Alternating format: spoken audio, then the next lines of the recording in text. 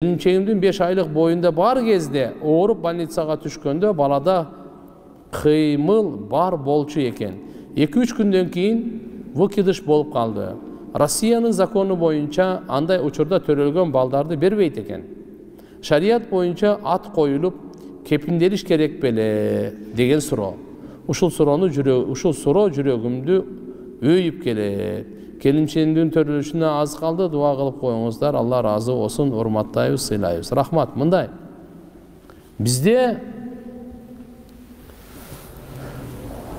4 ай 10 күндө Пайгамбар саллаллаху алейхи ва саллям хадисте айткан, Бухариде да, Муслимде да келет. Силердин жаралууңар эненин ичинде 4 ай бир тамчы болуп турат деген. Inna ahada khalqikum fi batni ummihi yujma fi batni ummihi 40 yawman nutfatan деген. Демек, эненин ичинде бир тамчы болуп 40 күн турат деген. Андан кийин коюлган кан, андан кийин чайнала турган бир үзүм этке айланат. 40 күн болуп 120 күн болду, эми ага дайындалган периште бар, 4 нерсени жазат деген. Анын ажалын жазат, ырыскысын жазат, амалын жазат, бактылуу же бактысыздык, ушу 4 нерсени жазып, андан кийин жан үйлөнөт.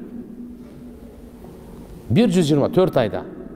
Эми бала эненин ичинде өлүп калса, 9 айдын ичинде кандай болуп калса, өлүк төрөлө турган болсо, же болсо азыркындай алына турган болсо, аларга ат коюлбайт. Мейлиби? Ат коюлбайт.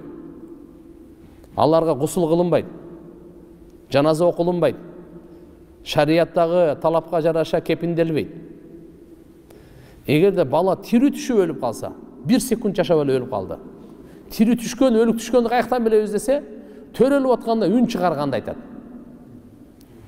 Төрөлүп аткан учурда үн чыкса, аны тирүү деп эсептейт.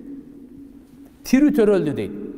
Эгерде төрөлүп аткан учурда үн чыкпаса, ал өлүк төрөлдү деп эсептелет. Үн чыгардыбы, болду. Ошодон кийин 1 секунд, 2 секундтан кийин өлүп кала турган болсо, анда эмне кылат? Ат коюлат. Гусул кылынат. Кепинделет. Жаназа окулунат. Анан коюлат. Эгерде өлүк эле төрөлүп калса, азыркы иштер аткарылбайт, бирок ак сурукка жөнөкөй эле оролуп эле алып барып эле көмүп коет, болду. Эми Россиянын мыйзамы мен билбейм дем кандай экен. Бирок азыркы мына сиз айтып аткандай, выкидыш тиякта болуп калганда андай мындай деп айтып атасыз, алар бербейт экен тияк бак дегениңизге, сизге жок ошондой сыйкы жалат болбогула. Ага ат коюлуу кажети жок ага. Ат